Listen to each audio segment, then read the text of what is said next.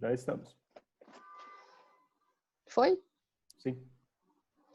Boa noite, pessoal. Sejam bem-vindos, a mais uma edição do Brand Talks. Feliz com vocês aí.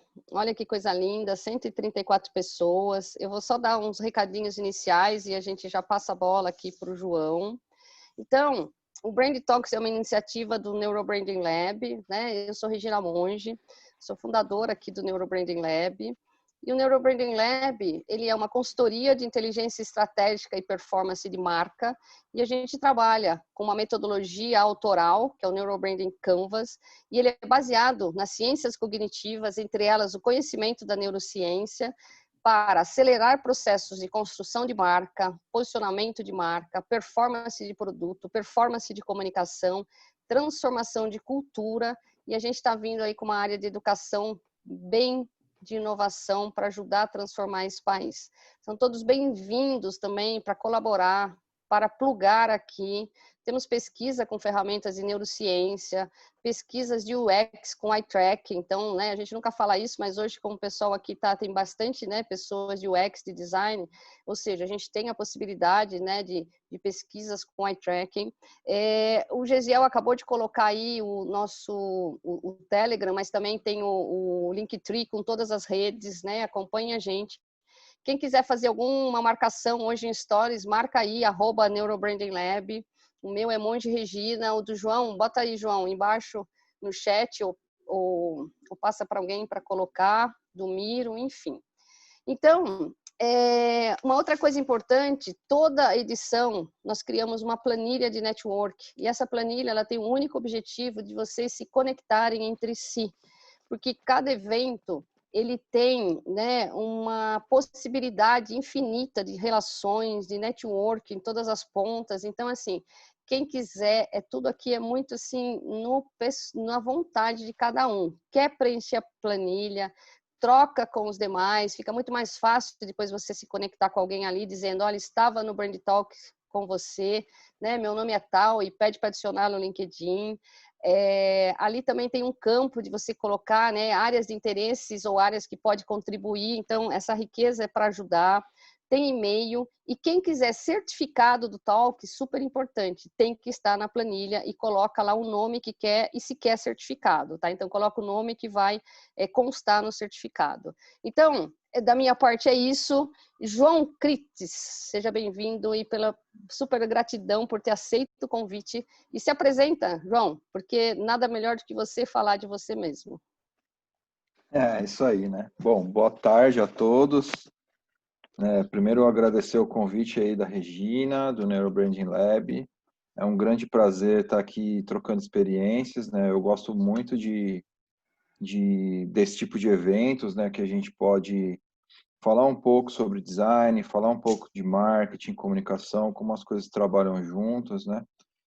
Eu sou o João Crites, eu sou formado em publicidade, né? Fui diretor de arte durante um bom tempo. E de 8 anos para cá, mais ou menos, eu venho trabalhando com produtos digitais, né? Então, trabalhei nessa transição aí de e-commerce, né, que a gente teve, né? Então, eu passei essa transição de profissional, né, de offline para online, para digital, né? Então, eu trabalhei em startups, eu já fui consultor também, então eu trabalhei numa consultoria francesa aqui no Brasil, fui fundador da área de design dessa consultoria. E aí, dentro desse trabalho que eu comecei a fazer em 2015, eu comecei a me aproximar muito mais de tecnologia, business intelligence, inteligência artificial, enfim, big data, onde eu também me especializei em visualização de dados, né? Coloquei mais uma ferramenta aí na minha caixa de ferramentas, mais uma habilidade, né? E é isso aí, eu lidero times de design há um tempo, né? Já trabalhei como freelancer também há muito tempo. Enfim, eu tenho uma experiência bem vasta em comunicação, né, também, né? Então, eu trabalhei, acho que meus primeiros 10 anos de carreira. Tô comemorando 20 anos de carreira, tô ficando tiozinho já, né? 20 anos de carreira, né? Ficando tiozinho, né? Tá ficando coroa. Tô falando coroa, meu filho fala que eu sou coroa. Aí, enfim, eu venho do marketing, né, comunicação, então passei para trabalhar com design, né, e liderando times de design, front-end, enfim. Então, tem bastante troca para a gente falar aí sobre produtos digitais, sobre tecnologia, né?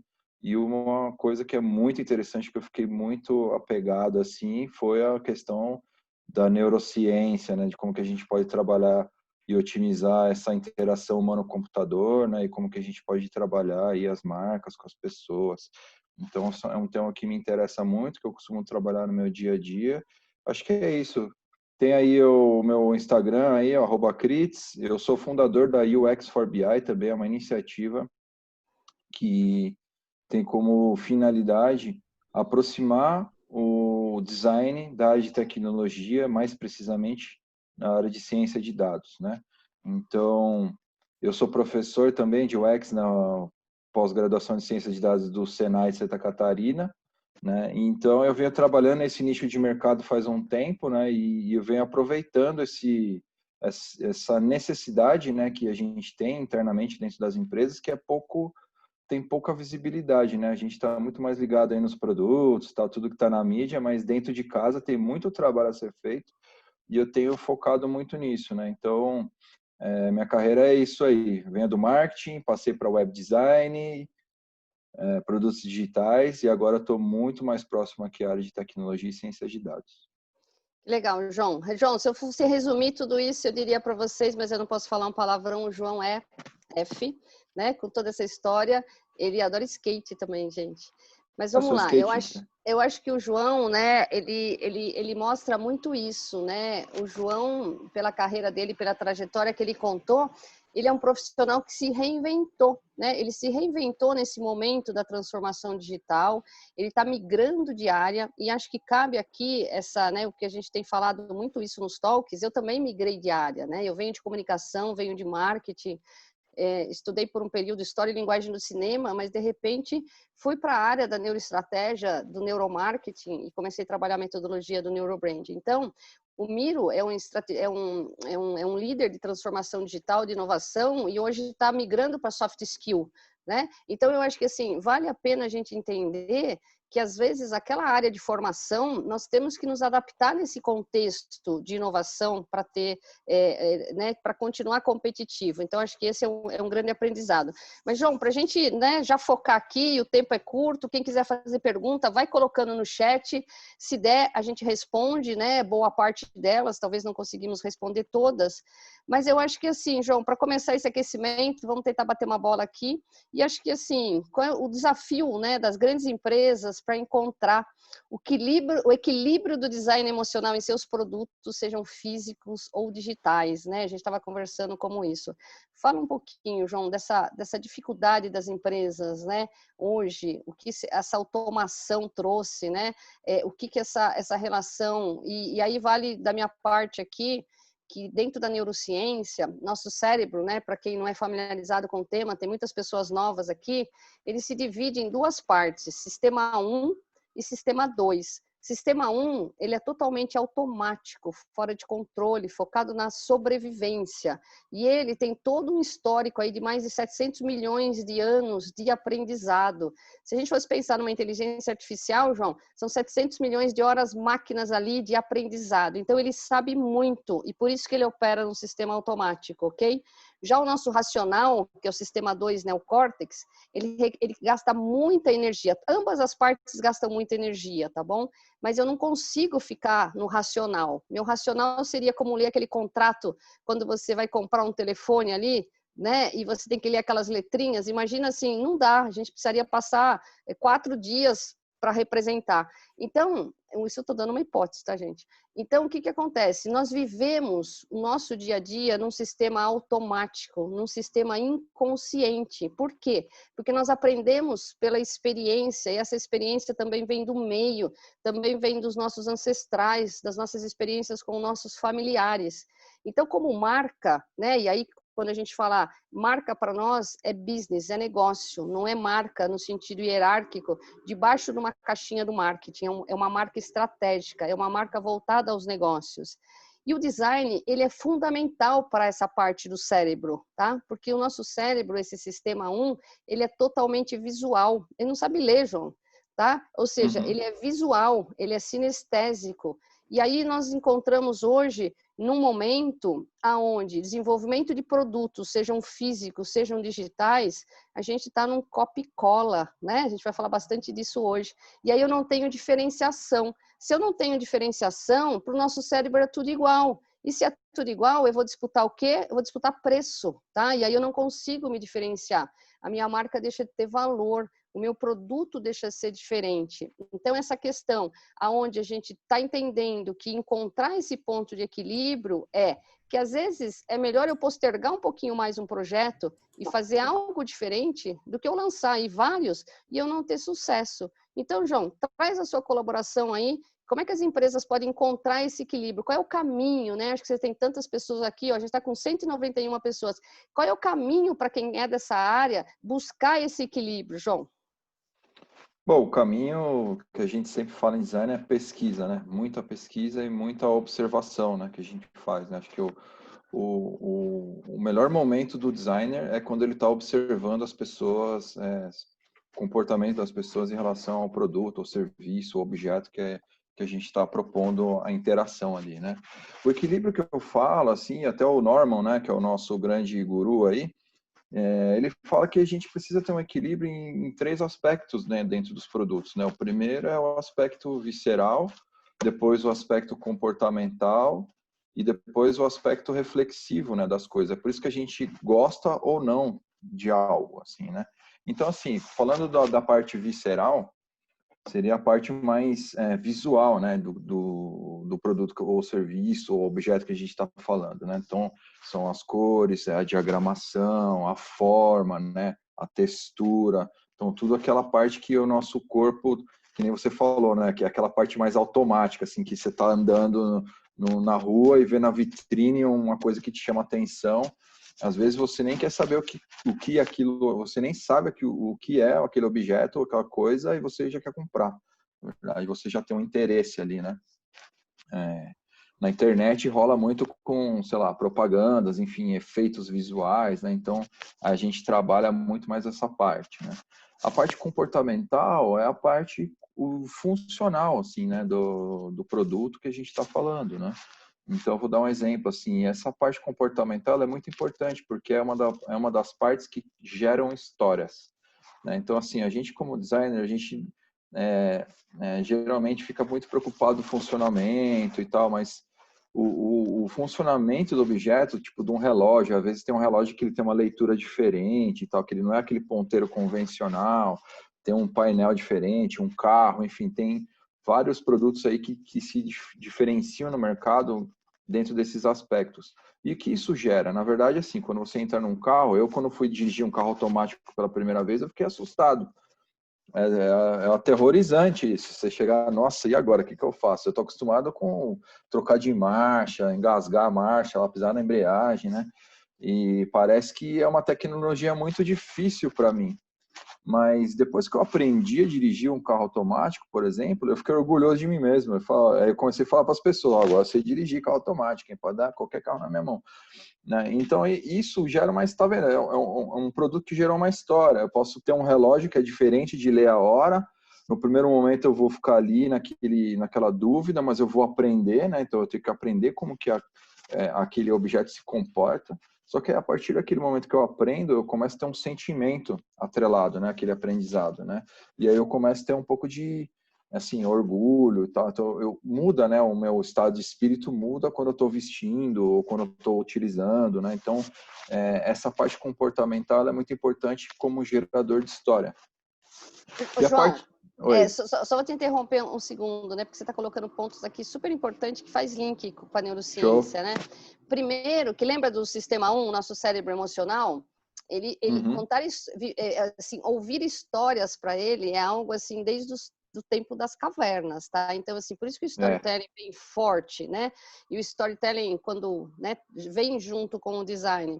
E você colocou um ponto importante da experiência do carro, que num primeiro momento, né, a partir do momento que você, né, dirigiu, e aquilo passa a ser parte da sua experiência, que é um ponto que eu sempre coloco nos talks, por onde que chegam as informações no nosso cérebro? Pelos 5 sentidos, é totalmente sinestésico, né? Totalmente, a multissensorialidade faz parte. E o design, você imagina que assim, eu tenho que pensar num designer no sentido assim, quais os sentidos eu vou explorar nesse produto, e aí pode ser desde, né, de um produto físico, desde uma embalagem, tantas coisas, né? E pensar nesses sentidos, qual sentido eu vou explorar? E quanto mais sentidos eu exploro, mais chance eu tenho de me conectar ao sistema 1. Mas era só aí, te interrompi, continua. Com certeza. Na verdade, esse é o desafio do equilíbrio, né? Que eu sugeri, né, da gente falar, né? E aí, por último, a gente tem o aspecto reflexivo, que é aquela hora que você está tomando banho, tendo memórias ali, né? Tá sentado, olhando para o nada. Então, é a parte onde você recomenda, né? Então, um bom produto é aquele que você recomenda para o seu amigo, que você tem boas memórias, você tem um sentimento bom ali, né? Então, você reflete positivamente e também negativamente sobre as coisas, né? E aí, esse equilíbrio desse planejamento que você falou, Regina, da gente saber dosar e o que atacar dentro do produto, que é o desafio, né? Um produto ele não pode ser somente visualmente bonito e não funcionar. Ou ele não pode só funcionar e não ser bonito, né? E não ter esse apelo, assim, né? E ele não pode ser um produto que não gera histórias, porque se é um produto que não gera história, vai ser esquecido, a gente não vai refletir sobre ele, né? Então, encontrar esse equilíbrio é o grande desafio de todo mundo, na verdade, que está trabalhando com qualquer tipo de produto. E como que a gente descobre isso? Através de pesquisa, falando com as pessoas, ouvindo, né? Então, acho que o melhor momento do designer é quando ele está ouvindo e observando, né? Então, são nesses aspectos que a gente pode, por exemplo, as pessoas não podem necessariamente falar, externalizar o que ela está sentindo, mas a gente pode ver ali reações corporais, né? Reações um pouco mais íntimas da pessoa, né? O tom de voz mudou, sei lá, o olhar da pessoa mudou, então a gente consegue fazer observações aí já usando neurolinguística, vamos dizer assim, coisas, né, focadas nesse tipo de comportamento, que a gente começa a absorver informações muito valiosas. Na verdade, as informações mais valiosas sobre os nossos clientes e sobre os nossos produtos, elas não são quantitativas, elas são qualitativas. João, você colocou alguns pontos aqui que eu fico imaginando assim, né? Se eu fosse um designer, né? Olha aqui, pessoal, 207 pessoas. Olha que coisa linda, João. E se eu falasse assim para o meu superior, para o meu chefe, né? Olha, eu assisti aqui o Brand Talks e o João, que é um especialista, ele falou que eu preciso fazer nada, porque eu preciso, né, ter tempo para pesquisa, né? E num contexto que as empresas estão pressionando essa questão do tempo, né? Fazer mais com menos, e a gente precisa desse tempo. E às vezes é melhor eu construir uma estratégia mais trabalhada, para ter mais assertividade do que tentativa e erro. Hoje a gente está muito nesse modelo também da startup, tentativa e erro, né? Um MVP aqui que faz sentido pelo contexto, mas às vezes eu preciso pensar e ter esse tempo para ser diferente. E João, tem um dado de mercado, esse dado não é de hoje, que 80% dos lançamentos de produtos, eles falham mais ou menos um período de 1 ano e meio. Só que se você pegar da hora que foi um produto, desde colocar pesquisa e desenvolvimento, prototipagem, esse produto ir para o mercado, uma estratégia de comunicação, provavelmente a gente tem um período mais longo aí. Para 80% falhar em 1 ano e meio é porque temos coisas erradas aqui. Eu sempre falo que se a gente pudesse colocar esses números acumulados de anos numa despesa de balanço, talvez esse número chamasse a atenção de um gestor. Mas como vira gestão ano a ano, a gente não tem esse histórico. Não tem. Não tem. E as empresas hoje, o que elas vão dar menos é tempo e recurso, mas está provado que se a gente não tiver esse tempo de pesquisa, esse tempo de observação, é desse tempo que nascem as grandes ideias. O João colocou um ponto importante aqui da pesquisa. A gente vai, quando a gente fala da neurociência, a pesquisa da neurociência, ela tenta pegar, né, dependendo do estudo, se bem desenhado, um momento antes do racional. Porque toda vez que eu responder a uma pergunta, seja ela quanti, seja ela quali, João, se eu passo pelo meu racional, ela já está enviesada, tá? Ou seja, ela já tem margens de erro. Se eu pego ela num nível inconsciente, então, por exemplo, as pesquisas que nós fazemos aqui com eye tracking para, né, testar ambiente seja de um app, seja de um software, seja de um produto, enfim, pode ser até de uma embalagem de produto de consumo, eu consigo pegar uma informação antes dela vir para o racional. Eu ainda pego no sistema 1, ou seja, puramente no emocional, que é quem, de fato, está no controle, né? Então, isso é legal. Mas indo por essa sua resposta, né, a gente tem essa questão que esses produtos vêm perdendo esse lado visceral que você, né, trouxe há pouco e deixando de impactar esse sistema 1, que é emocional. E ele não se conecta com as pessoas. Então, na realidade, nós temos cada vez mais produtos, cada vez produtos sendo lançados assim, nossa, em tempos recordes de tantas formas, um concorrente copiando o outro, enfim, né? Uma avalanche de produtos e ele não está conectando, né? Ele não está fazendo uma conexão emocional com as pessoas. E o que você traz disso assim para quem é designer? Ou seja, tem diversos deles aqui. Que conselho que você dá agora até para que eles comecem a repensar isso e levar esses insights para suas empresas, para os seus projetos? É difícil, né, Regina? Porque a velocidade do negócio hoje ela é muito maior do que quando a gente começou, né? Não dá para comparar 10 anos atrás com a velocidade dos negócios como as coisas andam hoje, né? Então, nós estamos vivendo um ambiente de escalabilidade, né? Até a própria velocidade da pesquisa hoje ela vem crescendo, né? Os times de design eles vêm se especializando e vêm se aliando com times de tecnologia para escalar mais rápido, né, os processos, enfim, as tomadas de decisão através de dados, né? Mas uma coisa que eu tenho notado, é uma observação pessoal minha e é uma opinião pessoal também, é que eu fiz um experimento esses dias aqui atrás, inclusive eu estou escrevendo um artigo sobre isso. Você me Eu contou.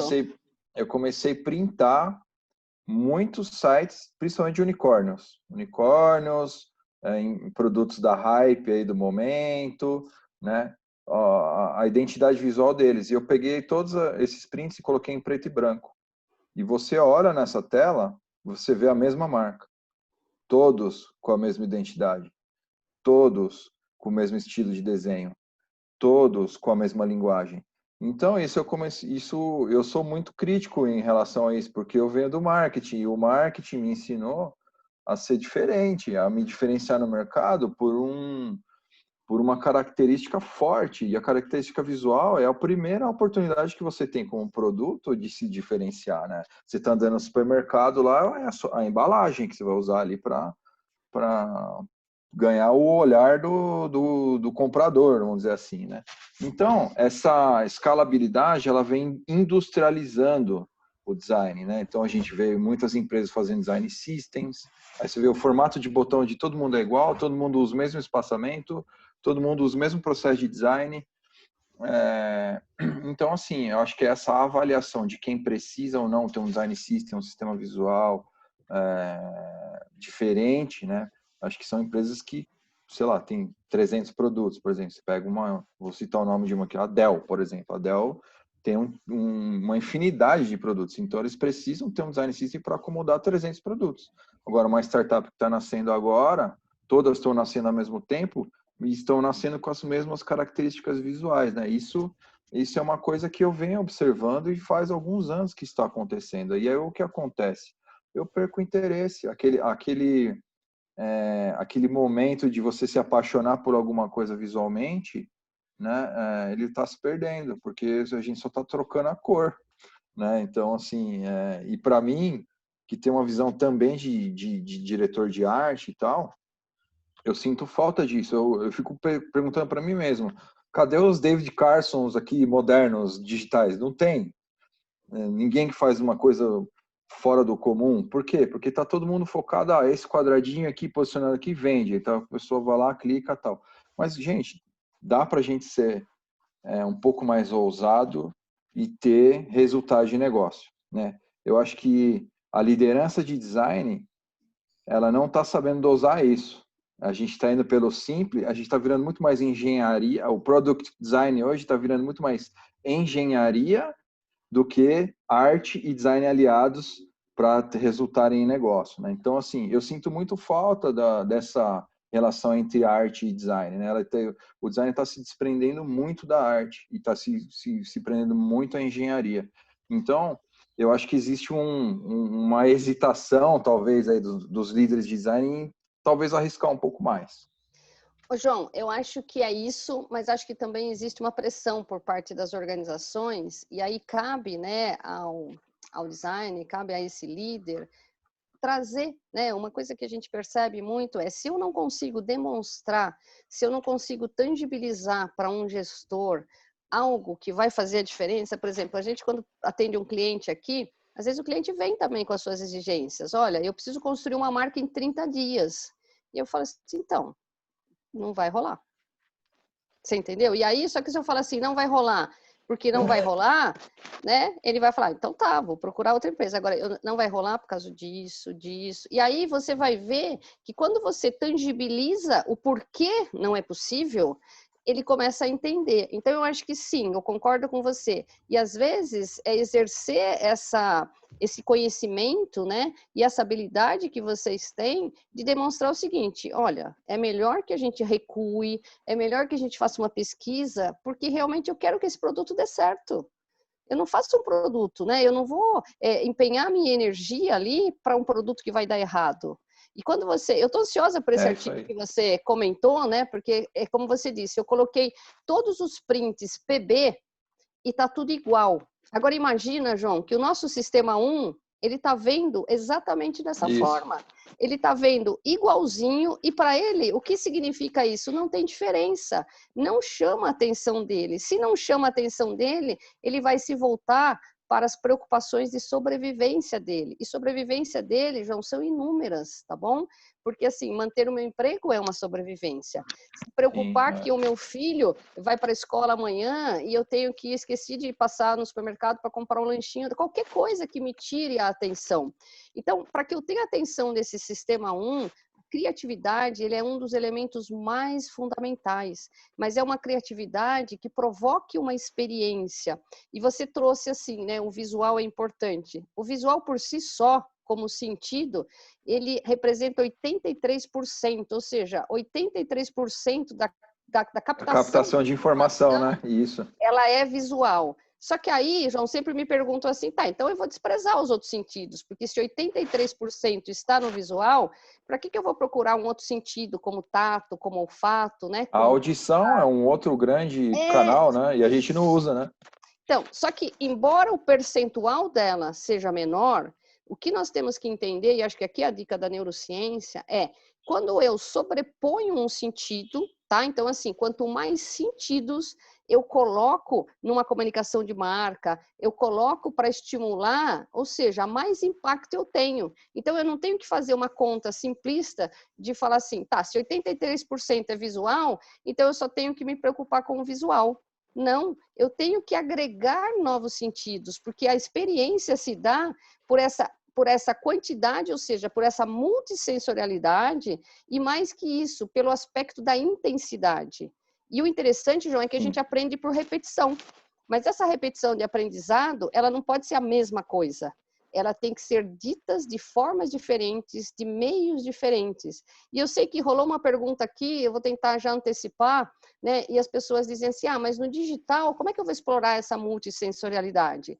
Porque você tem que entender que não é só o digital. Em algum momento, eu me relaciono com esse cliente, seja porque ele vai levar algo meu para casa, e mesmo que esse algo seja até um infoproduto, que a pessoa pode falar, mas eu baixei lá e eu não tenho mais contato com ela. Sempre é possível, numa estratégia, você colocar um outro sentido, um outro estímulo, tá bom?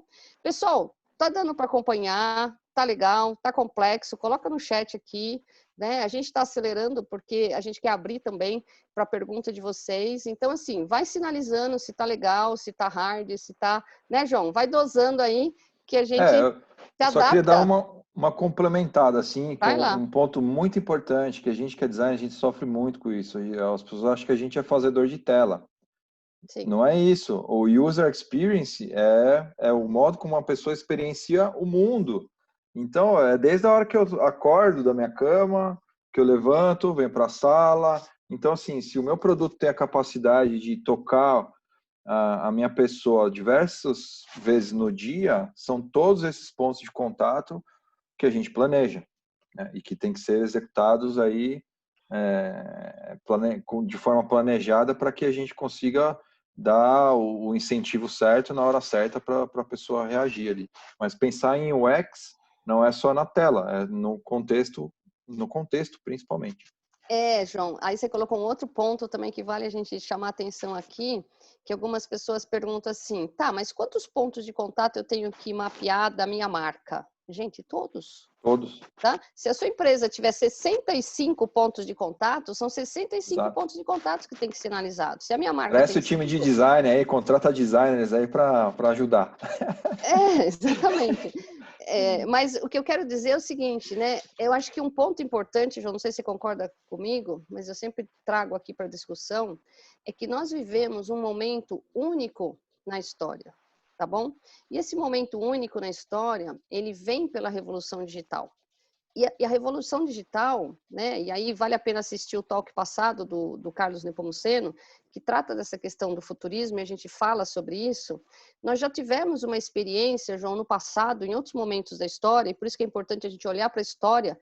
E se a gente olhar para a história, precisa de tempo, né, João? Porque, de novo, eu só vou conseguir olhar para a história se eu tiver tempo para pesquisa. Esse momento ele já aconteceu em outras ocasiões ao longo da nossa história, e ele é um momento de ruptura. Ele é um momento de ruptura de era. Isso significa que é uma nova cognição, ou seja, é um novo jeito de aprender as coisas. A sociedade está em transição, A sociedade está em transição. E como sociedade, mudam-se comportamento, mudam-se formas de fazer negócio, e nós temos aí, né, a uberização como modelo de gestão, ou seja, o Uber vem com um modelo de ruptura e hoje ele é um modelo disruptivo de uma nova gestão de administração. E a gente já está discutindo o que é pós-uberização. Então, nós precisamos entender que esse contexto, ele é único. E eu agradeço a Deus por estar viva nesse momento, João, e poder estar presente num momento de transição de era, cara. Isso é surreal para a gente poder viver isso.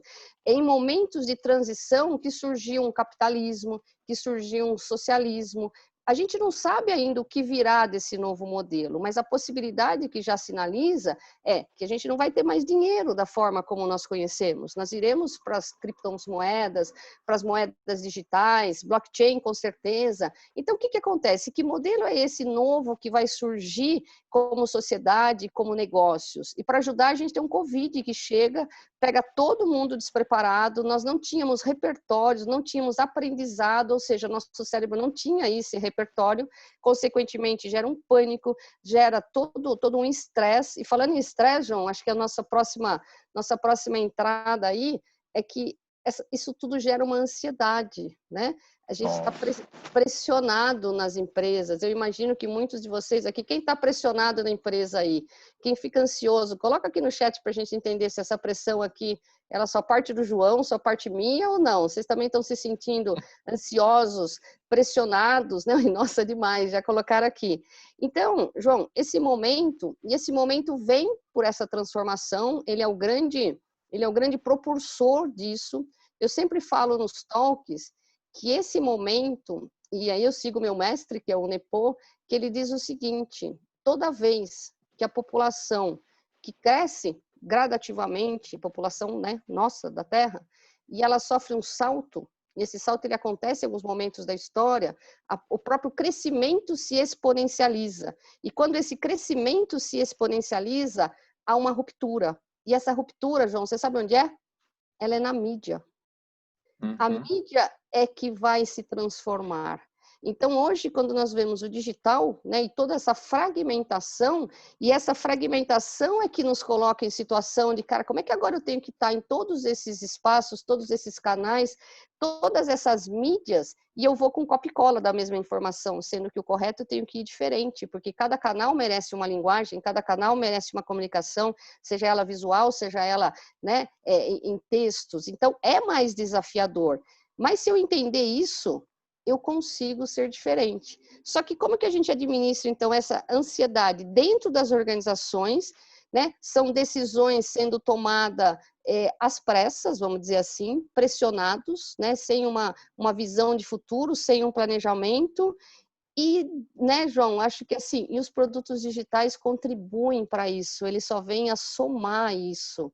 Como é que a gente sai disso? Eu acho que não sai, João, mas como é que a gente, né, passa a conviver com isso? Talvez essa seja a palavra, né? Como administrar isso?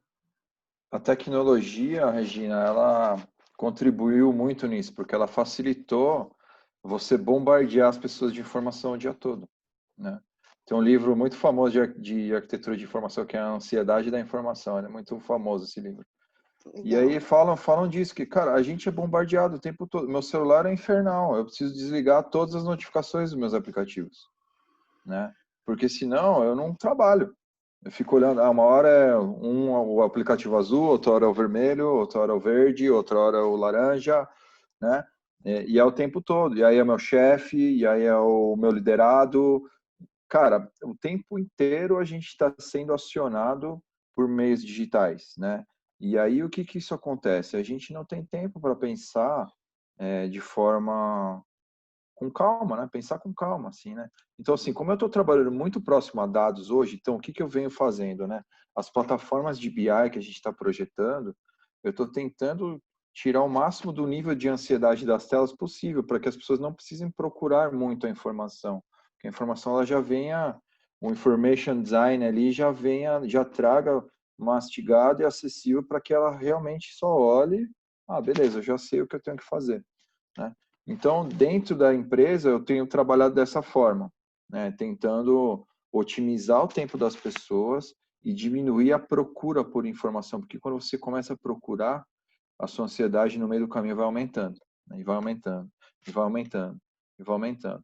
Por outro lado, tem os produtos, os sites que a gente entra. Eu vou entrar naquele site legal lá de reservar hotel, me dá um desespero, porque eu entro lá. E aí, teve uma pergunta aqui, né? Como trabalhar nos meios digitais aqui as emoções? Essa é uma forma, o senso de escassez é uma forma fantástica de você trabalhar a emoção. Eu entro naquele site lá e começo, nossa, um quarto legal. Na hora que eu vou ver, tem 300 pessoas olhando esse quarto. Eita, nós, tem 300 pessoas olhando. Só restam dois. Aí, tipo, nossa, eu preciso reservar agora, senão eu vou perder, né? O iFood aí manda toda hora. Se eu dependesse do iFood, eu ia ter 300 quilos, cara, agora. Eu ia comer o tempo todo aqui, né? Ia Tudo ter barato, de 300 graça. quilos, ia ter uma grande dívida no cartão, né? Ia ficar pobre ainda. Então, assim, tipo, a ansiedade, no ano passado eu estava trabalhando numa plataforma de investimentos. E eu estava dando um push muito forte no meu time em relação a isso. Falei assim, gente, a hora de investir é uma hora de uma decisão muito difícil para a pessoa está muito estressada. Porque ou ela está lidando com muito dinheiro, ou ela está lidando com pouco dinheiro, mas é um dinheirinho que ela tem ali que ela não quer perder, sei lá. Tipo, tem vários perfis, né, de investidor. Mas ali a gente tentou fazer telas e interfaces que dessem mais segurança, que acalmasse a pessoa. Tipo, calma, veja bem, trazer informações mais mastigadas, mais acessíveis, com linguagem mais popular, né? Então, ter alguns passos a mais, mas os passos a mais instrucionais, né? Então, usando bastante de UX Writing, a forma da redação, né, que a gente está usando ali nas interfaces. Então, assim, a ansiedade, ela é um grande inimigo do ser humano hoje, assim, é uma doença mesmo, sabe? Tipo, às vezes eu me pego, a gente tem muito trabalho, né, para fazer, né? Então, o mundo ágil acabou com a nossa parte de aprendizado, com o nosso descanso, que acaba sprint, começa sprint, acaba sprint, começa sprint, acaba sprint, começa sprint. A nossa vida é assim. Quando é que eu paro para pensar, nossa, aquilo que eu fiz foi bom? Se eu não marco uma cerimônia com o meu time e brigo com o resto dos meus pares, líderes, que eu preciso de um dia num mês para falar com o meu time, para todo mundo trocar experiência, para falar o que deu certo, o que deu errado, a gente não aprende nada entre nós mesmos, porque a gente está começando e terminando sprint. E aí não tem aquele tempo de reflexão, de aprendizado, né? Sim. E isso é um perigo. Para mim é uma autossabotagem que a gente faz, né? Dentro das nossas equipes. Isso é muito doido isso aí. E a gente está preso nesse movimento. a gente está preso e a gente também, né, eu digo no geral, como, né, como se liberar. Se liberar é realmente assim, mostrando talvez para quem tem uma chefia, né, tem um superior, enfim, trabalha dentro de uma organização, acho que é realmente assim, tem que tangibilizar que o caminho não é esse, tem que demonstrar. Você não consegue demonstrar falando.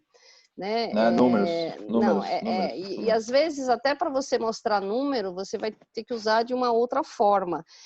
Tem algumas pessoas perguntando assim sobre perguntas mais técnicas sobre estudos da neurociência. Eu vou pedir para me chamar no particular, porque aí eu acho que são interesses individuais, tá bom? A gente vai tentar responder mais as perguntas depois que são do âmbito geral para todos, mas o meu canal está super aberto, pode me acessar no LinkedIn, pode me acessar no WhatsApp, depois Gesiel cola aí, mas perguntas mais técnicas sobre pesquisas, até porque a gente tem neurocientista aqui, aí eu prefiro que traga no particular, sobre que equipamento, sobre que técnica, né? Agora eu acho que assim, cabe para vocês, se tiverem interesse, é que a gente tem pesquisas com tecnologias de neurociência para usabilidades e outros estudos, tá bom, pessoal? João, para a gente fechar a questão de perguntas, né, do que a gente se comprometeu aqui com o pessoal, a gente fala muito, e eu falo muito aqui de propósito, né? E o que é propósito no nosso conceito? Propósito tem a ver com retribuição. Tem a ver o seguinte, eu como empresa, ou qualquer um de nós como empresa, nós existimos porque existe um cliente. Então, nós existimos para servir, né? Servir a este cliente. É só isso a nossa existência. E isso, eu tenho que também ter uma retribuição a essa sociedade. Não só a esse cliente, mas como a sociedade como um todo. Não dá para esperar isso só do terceiro setor e acharmos que um governo vai resolver a situação de um país. Porque não adianta nada eu estabelecer que eu possa trabalhar numa organização, que eu possa empreender, que eu possa chegar a um cargo executivo, que eu seja bem remunerado, que eu possa ter uma casa fantástica, um carro fantástico, e eu não consigo andar na rua, porque eu não tenho segurança. Então, eu preciso abraçar uma causa como marca também. Durante muitos anos, as marcas, né, eu sempre falo, muitas delas ficaram numa zona cinzenta, né, em tons de cinza, sem se posicionar. E acho que o Covid trouxe isso muito forte, de cobrar isso das empresas. É melhor fazer algo do que não fazer nada, né? Isso foi o grande início do Covid. E hoje, nós temos que entender que se posicionar, eu tenho que sim abraçar uma causa, mas eu tenho que ter um propósito também como marca, porque primeiro eu preciso ter um ambiente sadio, eu tenho que ser uma empresa empregadora, então eu tenho que ter um propósito, eu tenho que ter uma cultura. E uma vez estabelecido esse propósito, então eu lanço esse propósito para fora da organização como marca e eu preciso abraçar uma causa. Agora, qual causa conversa com o meu negócio? Qual causa faz conexão à minha marca? E não simplesmente assim, eu abraço uma causa por uma questão de buzz, e aí eu vou abraçar uma causa da diversidade e eu não tenho diversidade no meu ambiente de trabalho. Eu vou abraçar uma outra causa e eu não tenho isso dentro da empresa, né? Ou seja, Muito então comum, né? eu não conecto, aliás, extremamente comum. Então, qual é a importância das marcas terem um propósito claro, né? A gente sempre debate isso muito aqui, mas eu quero ouvir isso da parte do João, da visão, né, de um especialista em design, o quanto que essa emoção está ligada a propósito e o quanto abraçar causas, né, e trazer o ser humano para o centro dos negócios é sobrevivência, né, para as empresas. A gente ouve muito no mercado hoje, né, de customer centric, trazer o cliente para o centro, né, cliente é core, mas efetivamente poucas marcas têm feito isso de fato, né, porque a partir do momento que eu trago isso para o negócio, o meu primeiro ser humano que eu tenho que olhar é o meu público interno, que se eu tenho pessoas infelizes dentro da minha organização, né, se eu tenho uma série de coisas que não são boas dentro, como é que elas podem ser boas para fora, né? Então, traz um pouquinho da sua contribuição e da sua visão, João, dessa questão de causas, né? Como é que as marcas podem abraçar causas? Eu sou, hoje em dia eu sou muito mais chato com isso, né? Não sei se é porque eu tô ficando velho ou porque eu cansei mesmo, assim, né? Desse discurso não vivido, né? Eu acho que isso é o que mais me deixa chateado, né? São valores escritos nas paredes onde não são executados no dia a dia, né? Eu acho que isso, quando acontece numa empresa, reflete no cliente, né? Tem que acontecer de dentro para fora, né? Eu acho que é a primeira coisa, né? Não tem que ser marketing, tem que ser a vida das pessoas, tem que ser a empresa, tem que ser daquele, tem que ser uma a característica mesmo do negócio, né? A primeira vez que acho que eu pensei sobre isso foi, acho que os mais jovens não vão lembrar, certamente não vão lembrar, dá um Google lá, depois vocês vão entender o que eu estou falando. É a Benetton, United Colors of Benetton. Eles tinham campanhas totalmente agressivas na mídia, né? Com fotos que faziam chocantes, assim, tipo, freiras se beijando, umas coisas muito doidas, assim, né? Nos anos 2000, né? Que era totalmente tabu fazer coisas desse tipo. Mas o que que aquilo ali refletia? Fazia as pessoas pensarem, né, sobre aquele assunto, mas eles estavam pensando sobre a marca também, né? Que ela tinha um propósito de quê? Fazer o ser humano ser contestador. Você contestar, ser contra a cultura, tipo, e isso refletia nas peças de roupas também, que eram peças também extravagantes e tal. Eles tinham umas linhas ali que eram completamente artísticas mesmo, assim, né? Então acho que aquele foi o primeiro contato assim que eu realmente tive noção disso, né, de como que um propósito pode alcançar, inspirar pessoas e realmente atrair gente para consumir seu produto. Agora, o que a gente está vendo hoje são empresas perdendo, deixando de querer ter personalidade. Ah, eu quero ser o Nubank dos seguros. Eu quero ser o Uber da ginástica. Eu quero ser o Gympass do aquilo outro. Então, assim, quando você... Estava falando com um colega de profissão, né? Quando você tenta explicar a sua empresa dando nome a outra, é porque o seu negócio é complicado. E ele não é original. Eu não Ele quero não tem ser, não é, personalidade. o Nubank não é original, né? Foi agora boa essa colocação sua Né? das marcas. Mas, Então, João, eu acho que é isso mesmo. Você colocou um ponto assim, né? Se eu tô querendo ser outra, é porque eu não quero ser eu mesma, né? Olha que coisa louca isso. cara, isso é uma. Você está se rejeitando já, né? Então, assim, e isso é uma personalidade ruim, né? Uma pessoa que se auto-rejeita, ela não é ela não tá ali com autoconhecimento suficiente para se auto-aceitar, né? Então, assim, a autoaceitação das empresas tem que entender que cada empresa tem sua característica e cada empresa, no fim, acaba achando o seu propósito, né? Então, assim, eu acho que as empresas que têm um propósito muito claro, elas já nasceram assim. Lá dos seus fundadores, eles já tinham uma ideia muito clara, um norte muito claro, e eles tiveram o cuidado de manter isso, né? Então, assim, o que a gente vê muito, que nem eu estava vendo no chat aqui algumas pessoas falando assim, né, na rede social ser uma coisa, chega na empresa é outra, né? Então, assim, isso não pode acontecer. O employer branding não pode ser marketing só, ele tem que ser vivido, né? Ele tem que ser cultivado dentro da empresa, né? E é uma coisa que é uma plantação, você vai ter que ir lá, preparar um terreno. Então, se o fundador lá atrás não fez isso, quando ele escala, né, que hoje tem a escalada das empresas está muito rápida hoje, né? Na consultoria que eu estava trabalhando de 2015 a 2019 cresceu quase 300%, foi uma loucura aquele negócio, né? De 200 para quase 800 funcionários. Então, assim, tipo, hoje as empresas estão escalando muito mais rápido do que elas conseguem implementar a cultura, né? Porque a cultura leva tempo. É verdade, João, mas vamos dar notícias boas, né, João? A gente falou aqui de várias coisas, mas eu acho que também eu gosto sempre de olhar o copo cheio. Eu gosto, assim, eu sou bastante positiva, eu acredito no Brasil, né? Eu volto de novo aqui, o Miro fala, você vai falar de novo isso? Eu falo, eu vou. E que é o seguinte, né, Também. Miro? Então, eu quando convivi, né, em Lisboa com vários estrangeiros, eles olham para cá e eles veem o Brasil com o copo cheio. Tipo assim, cara, aqui tem tudo para fazer.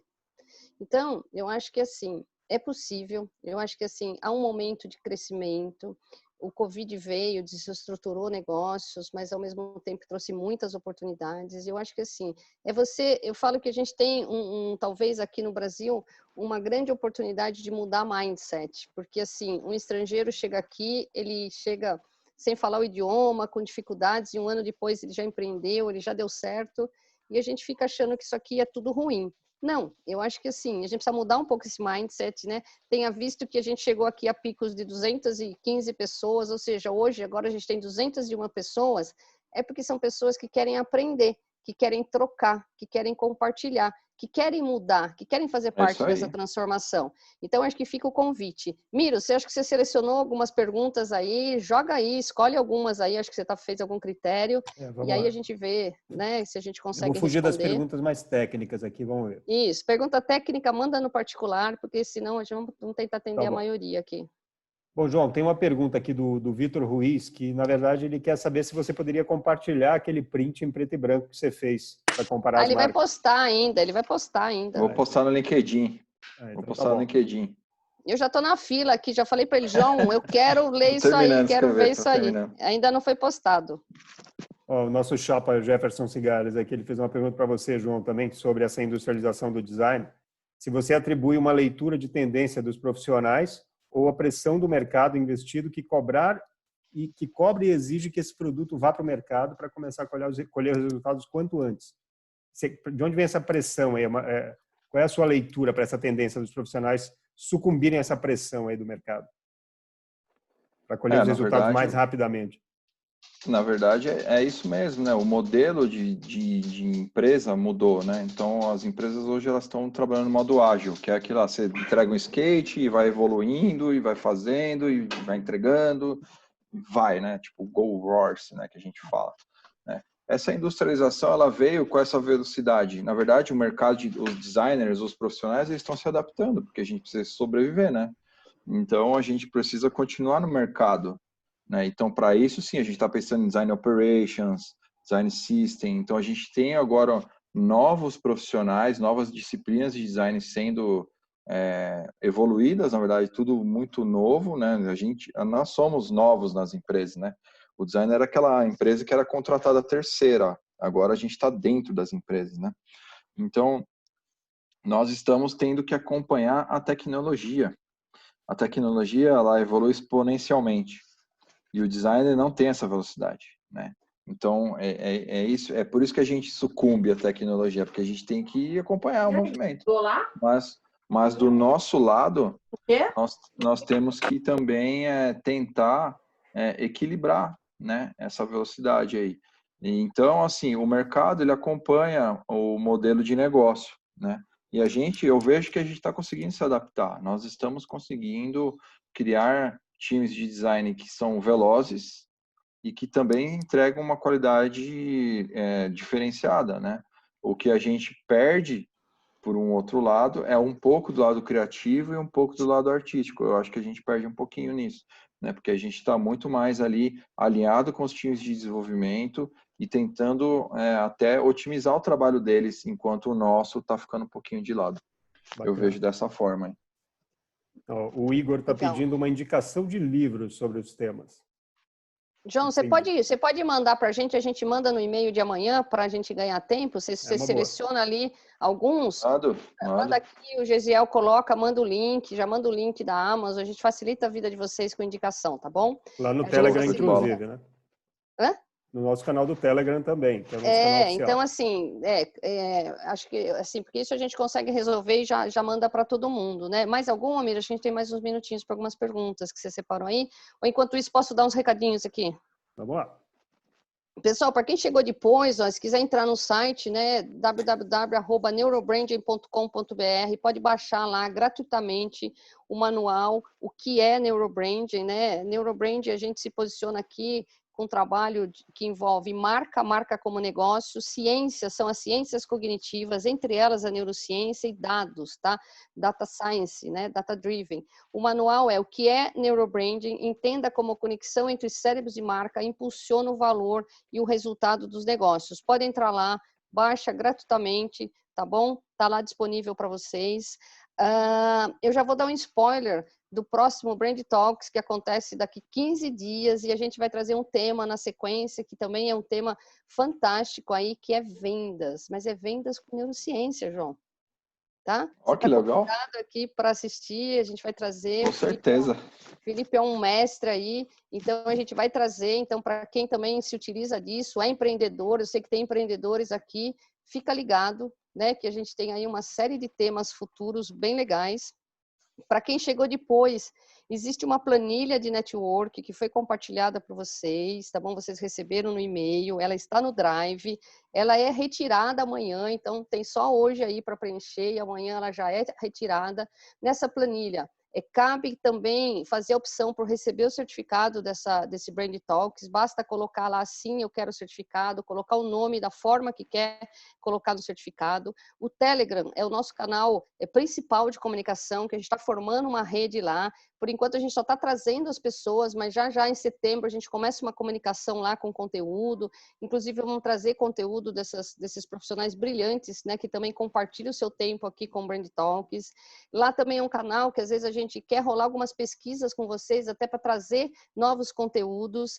Então, Gesiel, coloca o site aí do Neurobranding Lab que o pessoal está pedindo, já coloca o link direto para o manual também, coloca o Linktree que tem todas as informações. E aí, Miro, temos mais alguma pergunta? Das perguntas não técnicas, eu acho que vocês já passaram por todas elas, de certa forma, no meio do texto. Então, podemos seguir. Legal. Pessoal, amanhã também, ó, junto com as dicas que o João... Ó, João, publicamente você está assumindo aqui que vai mandar uns links hoje para a gente aqui de indicação de livros, tá bom? Vou mandar, sim, com certeza. Mandar pro pessoal. Se vocês quiserem, a gente manda também uma indicação do livro para entender Sistema 1 e Sistema 2, ok? A Gesiel está anotando tudo isso para poder mandar para vocês. E aí, o que eu ia falar aqui que deu um branco... mas é que assim, então responde a pesquisa, amanhã rola uma pesquisa, essa pesquisa tem o intuito, né, da gente melhorar o Brand Talk a cada edição, também cabe ali sugestão de novos temas. Eu não sei se a gente conseguiu, né, responder todas as expectativas de vocês, porque são públicos diferentes, uma quantidade de pessoas diferentes, mas assim, nos comprometemos de passar por esses 4 tópicos e eu creio que nós passamos. Então, João, eu queria que você fizesse aí as suas despedidas, né? Manda seu recadinho final para a galera aí. Gratidão por ter aceito esse convite, né? Você é um fofo, eu chamo homem de fofo, às vezes eles não gostam, mas assim, é um fofo. Tá bom, João? Uma alma linda aí. E gratidão. Legal, eu vou dar dicas então, assim, para a galera, vou aproveitar esse tempo aqui para passar mais conteúdo. Dicas para os designers trabalharem neurociência junto com UX, né? Primeira coisa, pertencimento de grupo, façam as pessoas pertencerem ao grupo aí da sua empresa, né? Segunda coisa, personalização, faça a coisa para você. Quando eu vejo um produto que é feito para mim, eu me sinto muito legal, eu curto esse negócio aí. Então, nós somos seres humanos sociais, então promovam social, comunidades, né, dentro das suas plataformas, né? Uma outra coisa legal que a gente pode trabalhar é firmar o compromisso. Eu te dou uma coisa legal e você me dá seu e-mail, tipo, coisa desse tipo, né? Então, coisa de valor, né? Você pode fazer uma troca, né? É uma concessão com reciprocidade, né? E quanto menos opções que a gente der para as pessoas escolherem, menos confusa ela vai estar ali na hora de fazer a compra, né? Então essas são dicas express aí que eu vou deixar aqui para a galera aqui de UX, né? Então, eu quero agradecer muito o convite, eu adoro fazer esse tipo de bate-papo aqui, eu espero ter contribuído com vocês. Se vocês quiserem me achar no Instagram, é @critis, CRITIS. No LinkedIn eu mandei aqui no chat também, vou mandar de novo aqui, se vocês quiserem conectar. Portas abertas, mandem mensagens, vamos trocar conhecimento. Eu estou sempre ativo na comunidade de design, sempre participando de tudo e trocando com todo mundo, porque é assim que eu aprendo, né? Então, por favor, podem entrar em contato aí. Obrigado, João. É assim que aprendemos, né, João? É então, isso aí. pessoal, quem quiser marcar a gente, marca, né? Marca a gente, marca o João. Obrigado pelo tempo de vocês.